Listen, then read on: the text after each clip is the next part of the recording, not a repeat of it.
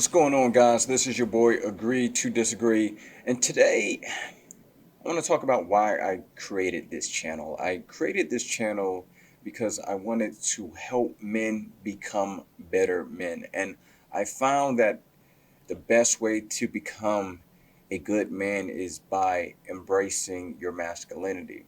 And I've talked a lot about masculinity, I've talked about the attack on masculinity, but today I want to talk about controlling your masculinity. Masculinity is like power, and like Uncle Ben once said, with great power comes great responsibility. So, with great masculinity also comes a lot of responsibility. And you have to understand is power is like a drug. And what I want to talk about is avoiding that obsession with power. You'll never have enough power, and the reason for that is because you'll never have enough power to do whatever you want. And when I say you'll never have full power to do whatever you want, is because people have free will.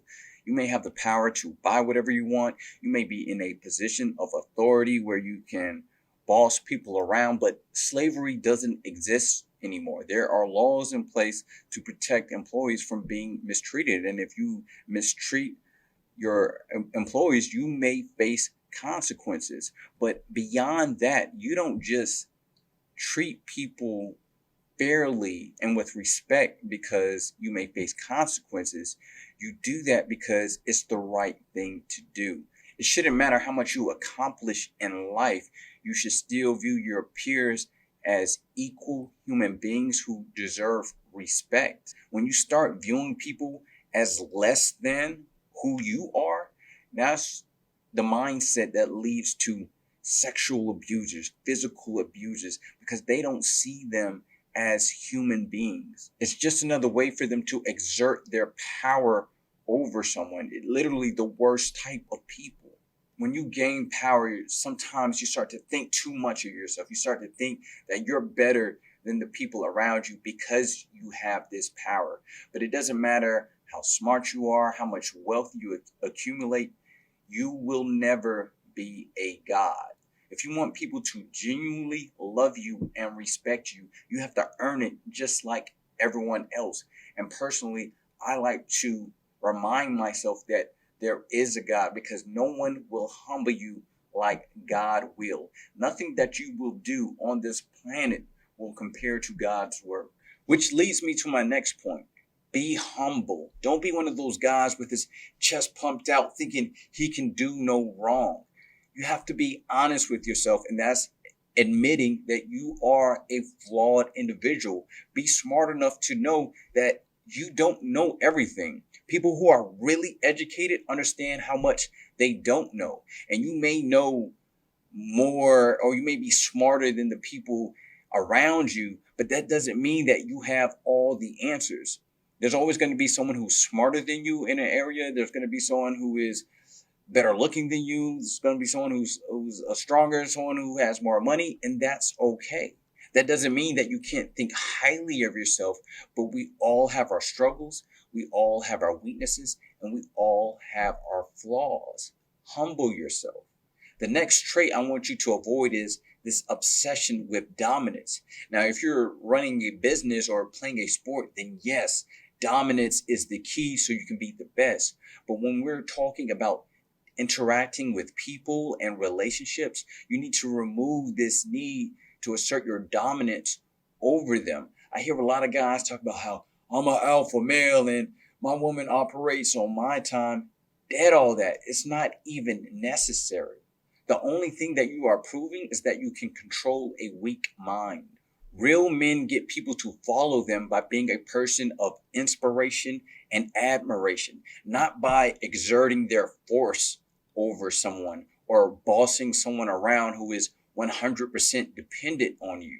People who need to be the dominant all the time are narcissists who need constant validation that they are a great person when they're not. You can't brute force your way to get love and admiration. You have to earn it by working hard like everyone else. Kind of in line with dominance is You want to avoid controlling behavior. No one wants to feel restricted. Now, there are some people who need direction in their life and they want to submit to a greater man. And there's nothing wrong with submitting to someone when it's of your own free will.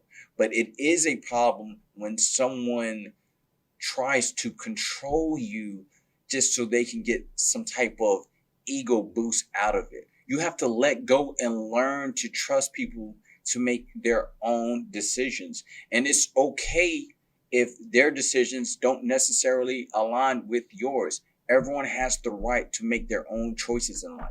Lastly, I want to talk about suppressing your emotions and ignoring your stress. This can lead to other toxic traits such as aggression and emotional outbursts. And worst of all, this can lead to depression. I believe somewhere around 80% of the self deletions that are committed are by men. So clearly, there's something going on there. And we have to be honest. The stress that men have to deal with is immense. We have the pressure of not only having to provide for ourselves, but we are looked to provide for others as well. If we don't find a way to become useful to society, then we become invisible. If we cannot provide a benefit, then we're just cast aside. As a man, I know it's not always easy finding your purpose and finding a way to be useful to the people around you. There are plenty of men who are lost and have no idea what to do with their lives because they didn't have the proper guidance or there was no positive male role models around to kind of show them the way. And many men are scared to speak up for fear of being called soft. But you have to open up. You have to speak up and speak truthfully. And to be real, when you open up, someone might come to you and be like, yo, man, you acting like a bitch. And they might be right. You might be acting like a bitch, but you have to be honest with yourself and really reflect on what you're feeling and your actions. One time I had to acknowledge that myself, like, yo, am I acting like a bitch right now? You have to ask yourself, why am I so bothered?